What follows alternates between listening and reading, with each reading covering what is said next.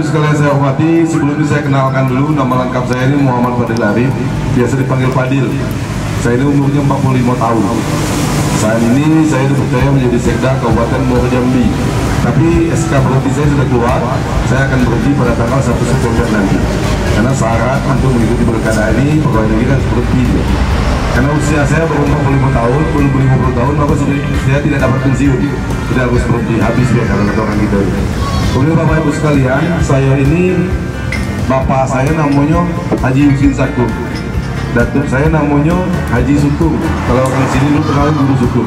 Kemudian buyut saya namanya Haji Hamid, Dagar Hamid kalau kasih kenal. Jadi orang bingung kadang-kadang kok bisa Fadil ke anaknya orang Jawa gitu. Karena buyut saya itu kawin dengan orang Jawa, sehingga banyak saya di Simpang Kerewan dan Desa Kerbeo ini. Kemudian dan hubungan silaturahmi yang baik antara sanak saudara kita datang dari Jawa dengan orang Batanghari asli itu sudah terjalin lama, sehingga buyut itu bisa saling nikah. Ini salah satu tempat asimilasi pencampuran dari penduduk asli dengan pendatang, sehingga akhirnya semuanya asli lah di sini semua, Bapak Ibu sekalian. Kemudian kita tahu semua bahwa Batanghari ini 80% yang lebih petani. Jadi kalau dia mau disejahterakan, mau dimajukan, bahwa pertanian ini harus maju, tidak boleh ketinggalan. Saya ini sebenarnya tidaklah terpikir untuk ikut calon bupati ini, tapi karena saya didatangi oleh sahabat saya, tokoh-tokoh Batanghari juga datang di tahun lalu, bulan puasa tahun 2019 yang lalu, bahwa sepertinya dia tenaga dibutuhkan untuk di Batanghari untuk merubah kabupaten kita. Kabupaten kita ini begini-begini saja keadaannya, tanpa adanya perubahan. Sebagai orang Batanghari wajiblah bagi saya untuk ikut berjuang. Soal menang kalahnya belakangan, tapi kita harus habis-habisan berjuang ini bagaimana kita merubah kehidupan di Kabupaten Batanghari. Salah satu cara untuk berubahnya, pertaniannya harus berubah. Pertanian itu macam-macam, ada sawah, ada kebun karet, ada kebun sawit, ada perikanan, ada peternakan. Semua itu adalah dalam sektor pertanian. Dan semua orang Batanghari, 80% lebihnya bergerak di bidang ini. Dagangnya bisa hidup juga dari hasil pertanian. Nah, kita ketahui harga komoditas karet dan sawit ini naik turun dia. Kalau karet turun terus, kalau ada naik, ya kan susah naik. Tapi di tempat lain harganya juga begitu. Tapi petaninya bisa sejahtera. Di tempat kita harga begitu, petaninya tidak sejahtera. Masalahnya di mana? Masalahnya adalah hasilnya atau produksinya yang tidak memadai. Di tempat orang, sehektar itu sekali motong, sekali nyadap itu minimal 50 kilo, ada yang sampai dapat 80 kilo. Kita dapat ada 5 kilo, 7 kilo, paling banyak 10 kilo. Jangankan harga 5.000, harga 20.000 pun masih dikit duitnya. Ini yang masalah yang kita hadapi saat ini. Kemudian kita turunkan lagi, mengapa masalah ini terjadi? Karena pertama bibitnya tidak jelas. Tidak ada perlindungan dari pemerintah untuk petaninya memberikan bibit yang jelas. Dikasih bantuan bibit karet gratis, tapi setelah 25 tahun tidak ada getahnya. Ini petani kita tidak pernah didampingi. Kalau zaman Pak Harto namanya PPL, kalau zaman sekarang perusahaan namanya asisten. Tidak pernah ada tenaga pendamping yang cukup untuk memberikan ilmu kepada petani gitu. Sudahlah bibitnya jelas, ilmunya udah ketipu lah, lengkaplah sudah semua penderitaan itu kan. Nah, ke depan ini harus kita ubah. Yang kebun sawit juga macam itu. Di tempat kita orang punya kebun sawit sehektar ada dapat 5 kuintal. Ini salah. Yang betul itu kebun sawit sehektar dapat 3 ton dia sebulan. Sehingga harga 1.000 pun dia sejahtera. Karena yang harga ini tidak ada yang bisa tentukan. Presiden pun tidak mampu mengubah harga ini. Ini kehendak pasar dia kan. Nah, tapi apa yang bisa kita lakukan? Produksinya harus kita tambah sehingga menjadi sejahtera orang itu. Nah, ke depan apabila kejuan kita dijabah oleh Allah Subhanahu Wa Taala, kebun-kebun tidak produktif ini, entah umurnya muda, entah tua, harus kita ganti dengan kebun yang baik. Sebelum dia diganti, kita siapkan penghasilan petani ini supaya dia jangan mati sempat yang batang parah di kembang dari itu. Nah, tinggal kita sepakati bisa ke depan. Kita datangkan investornya, bisa nanam jagung dulu, atau nanam kedelai dulu, atau beternak dulu. Tapi setelah kebun kita jadi, ternak juga harus kita dampingi dengan kebun. Karena ternak ini makanannya dari kebun, makan rumput yang ada di kebun kita. Sehingga pada saat harganya turun, walaupun produksi sudah optimal, kita ada hal lain yang bisa kita jual untuk menambah kekurangan turun harga tadi. Integrasi antara kebun dan ternaknya harus dikembangkan di Kabupaten Batanghari. Jangan setiap Idul Adha kita beli sapinya dari mana-mana. atau beli kerbaunya dari mana-mana. Tiap mau akikah nyari kambing sampai ke Pelimo sana, orang Pelimo nyari bok sampai ke Lampung sana, ya kan? Berarti depan mata ada yang bisa kita jual. Ini yang harus kita ubah. Karena kemiskinan itu tidak akan berubah kalau penghasilan masyarakatnya tidak bertambah. Tapi sebelum dia bisa sejahtera, ayo dibantu dulu. Tapi bantuannya harus tepat sasaran. Ke depan kita buat program bantuan ini tepat dengan sesuai dengan minat dan bakatnya, sesuai dengan judulnya. Kalau bantuannya untuk orang miskin, ya harus didapatkan oleh orang miskin, supaya kita niat dan kita rencanakan 5 tahun kemudian dia tidak miskin lagi. Nah, tapi kalau bantuan itu dapat dengan orang yang tidak miskin, kita sama dengan berdoa akan jadi miskin. Orang kaya dikasih bantuan, dia jadi miskin lah dia miskin. Karena kita bukan dapat senang, didoakan miskin itu namanya. Nah, ini yang harus kita rubah. Kemudian dengan adanya fluktuasi pendapatan, ternyata banyak anak-anak gitu yang masih semangat sekolah. Kebetulan karena kebutuhan tuanya tidak produktif, orang tuanya belum mampu. Anak-anak begini harus kita berikan beasiswa supaya sekolahnya jangan sampai putus. Karena kalau anak-anak kita tidak punya ilmu, ini bahaya bagi kita. Anak-anak muda harus dibekali dengan ilmu. Kemudian akan kita berikan beasiswa kepada anak-anak berprestasi supaya tambah semangat di sekolah. Yang ketiga, kita berikan beasiswa kepada anak-anak yang hafal Quran supaya tambah banyak orang yang belajar ngaji ke depannya, sehingga ada kelebihan dia yang kita hargai. Ini banyak yang harus kita ubah di kehidupan kita di Kabupaten Batanghari. Untuk desa Simpang Kermeo, karena saya ini belum secara pasti mengetahui potensi dan masalahnya, nanti sama-sama kita diskusikan apa masalah yang ada di Simpang Kermeo. Karena kepala daerah, bupati itu sama dengan dokter, dia harus mengobati masalah yang ada di tengah masyarakatnya.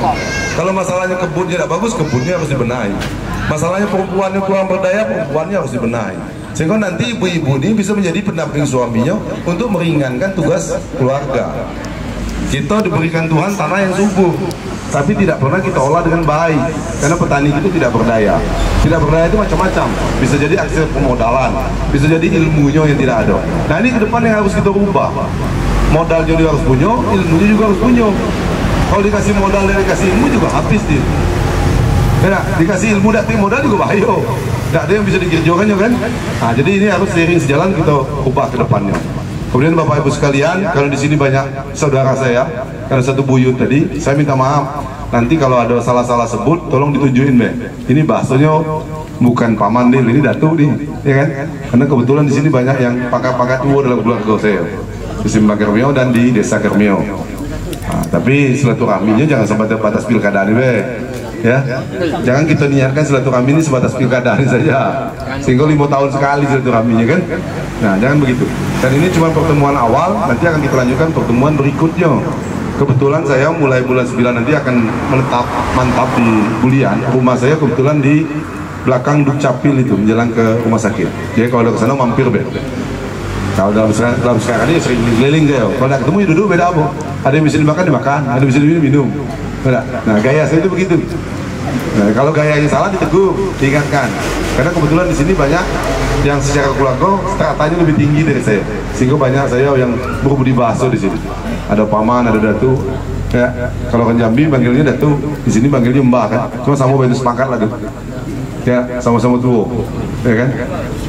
Masih bisa diajak gotong royong tapi walaupun sudah tua. Ya. Pak Bareno, kami mau kasih banyak, Pak Madias ya. Ibu-ibu sekalian sudah bisa diterima di sini. Nanti saya izin juga kalau berkenan ibu-ibu, kalau ada kegiatan ibu-ibu nanti istri saya diundang ke sini supaya dia kenal dengan sana-sananya di sini. Supaya dia kenal dengan saudaranya di sini.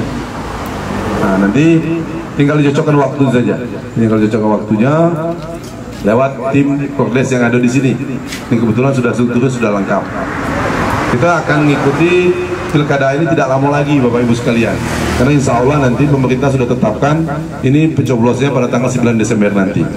Dan kita akan merubah ini. Salah satu perubahan yang harus kita lakukan, kita harus merubah kekuasaan ini.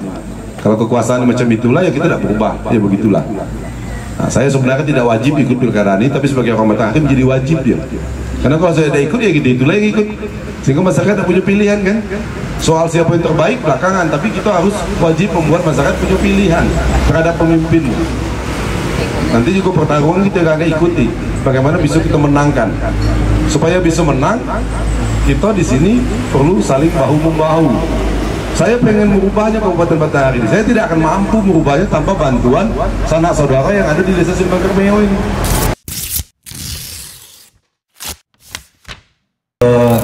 Yang pertama itu Pak, untuk masalah penggiat desa Pak, macam berhutang ini, pegawai SARA dan Bapak RT-nya, itu yang utama Pak.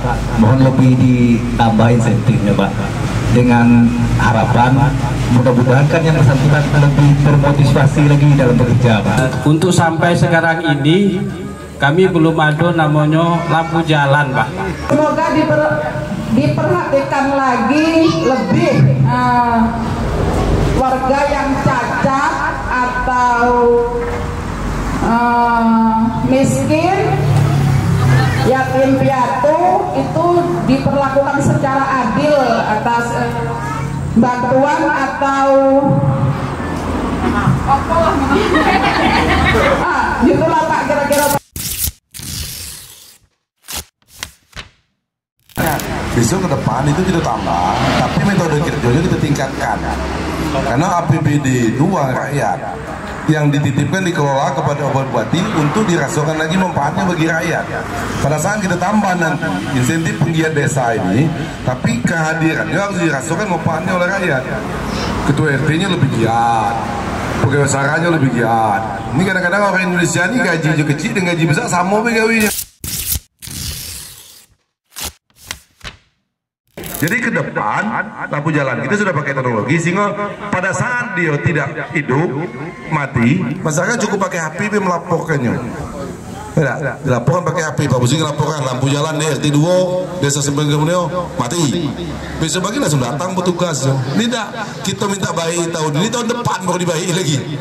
Ya kan? Sementara kita bayar tiap bulan, ini sepakat. Kita buat Batanghari terang benderang besok. Pak Basuki ya. Oh ini ada posko, saya ingin buat di depan apa ya. Jadi kalau sudah terang lampu jalan itu manfaatnya apa? Mengurangi angka kejahatan, supaya kejahatan berkurang. Sudah tuh anak-anak pacaran mojok-mojok kan, jadi tidak berani dia. Nah lari-lari ke bawah batang sawit tuh. Bahaya nih pacaran di bawah batang sawit. Bisa tutup duri sawit dia, bisa tetanus dia kan. Nah, jadi kalau dia terang mungkin tidak mau lagi dia begitu. Ya. Jadi per 50 meter dia dipasang lampu jalan Pak Musli. Karena itu dibayari langsung oleh masyarakat. Ya. Ya, Bu Siti, nanti Bu Siti kalau kita jadi, Ibu ingatkan saya lagi tuh, ya, tentang orang cacat.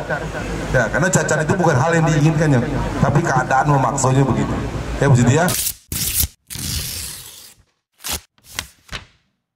أعوذ بالله من الشيطان الرجيم بسم الله الرحمن الرحيم الحمد لله رب العالمين اللهم صل على سيدنا محمد وعلى آل سيدنا محمد سيد الأولين والآخرين وصلى الله تبارك وتعالى صادقنا أصحاب سيدنا رسول الله أجمعين صدق الله العظيم وصدق النبي الكريم ونحن على ذلك من الشاهدين والشاكرين